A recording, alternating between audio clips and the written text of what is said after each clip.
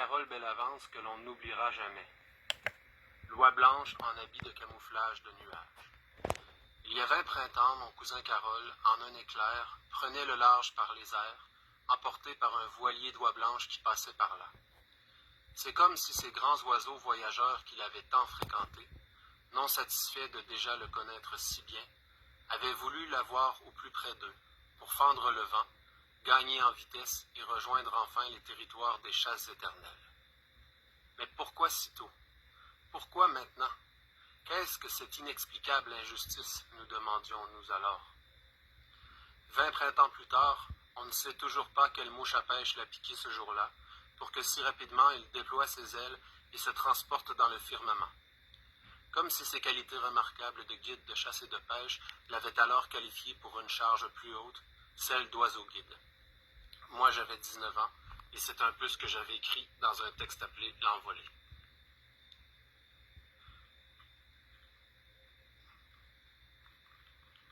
Aujourd'hui, quand je repense à ce jour de mai d'il y a 20 printemps, à ce texte insufflé en moi par le vent, je me dis que forcément, pendant que j'écrivais ça, Carole était à côté de moi, regardant le crayon glisser sur ma page comme s'il s'agissait d'un saumon remontant le courant. J'aime croire aujourd'hui encore qu'au travers de ses yeux bleus polarisés, il trouvait que c'était beau. Vous savez quoi? Maintenant que j'écris avec lui à nouveau, c'est fou à dire, mais je sais qu'il est toujours là. C'est certain qu'il entend les mots que je jette sur la feuille. Il les regarde rebondir comme des petits cailloux que l'on lance à la surface de l'eau, créant des cercles, des ondes de mémoire de toute beauté. Cousin, c'est certain que tu es là. Je te sens maintenant par en dedans, tout comme il y a 20 printemps, mais aujourd'hui, transcendant la tristesse, il y a aussi, pareil à une joyeuse ivresse, l'écho de ton rire toujours vivant. Un rire si particulier, si honnête, dont toi seul avais le secret, Carole.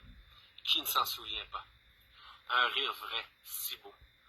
Pur comme une cascade en montagne et rafraîchissant comme une bouffée d'air, plus fort que notre peine, éclatant de couleurs comme l'arc-en-ciel après la pluie. C'est incroyable, il y a de ces choses parfois qui m'arrivent, comme des sursauts cocasses de la vie, qui ressemblent tellement à ces coquins de mauvais coups que tu adorais faire. Vous vous rappelez comment il adorait faire des sauts aux personnes qu'il aimait?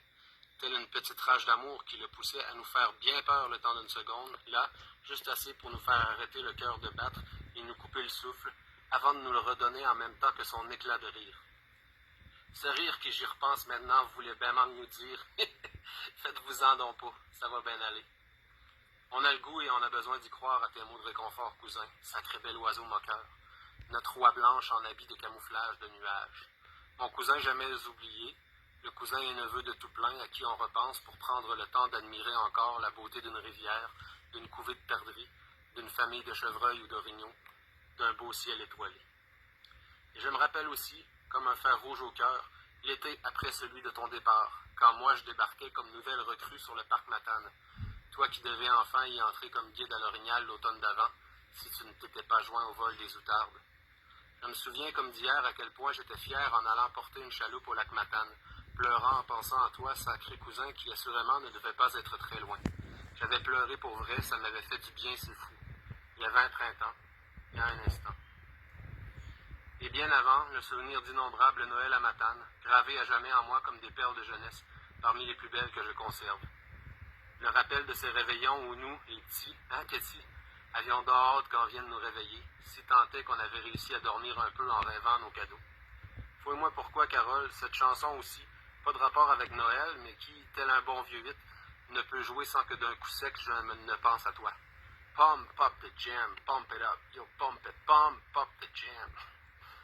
Mon cousin, le nôtre et l'ami aussi, l'amoureux, le beau-père, l'oncle, par-dessus tout, le papa de Christina, le frère de Steve et de Cathy, le fils de Jacqueline et de Petit Marc. Ça fait que c'est ça, tu n'es jamais bien loin, notre Carole, notre oiseau guide, au printemps, quand le ciel n'est qu'azur. Continue ton voyage, on ne t'oubliera jamais, éternel jeune homme de 30 ans. Ne te gêne surtout pas pour multiplier les escales par chez nous, parce que chaque fois que tu passes au vol en riant, en nous frôlant, on se sent merveilleusement bien. Gros bec. À tantôt, cousin. Ton cousin Pierre-Luc.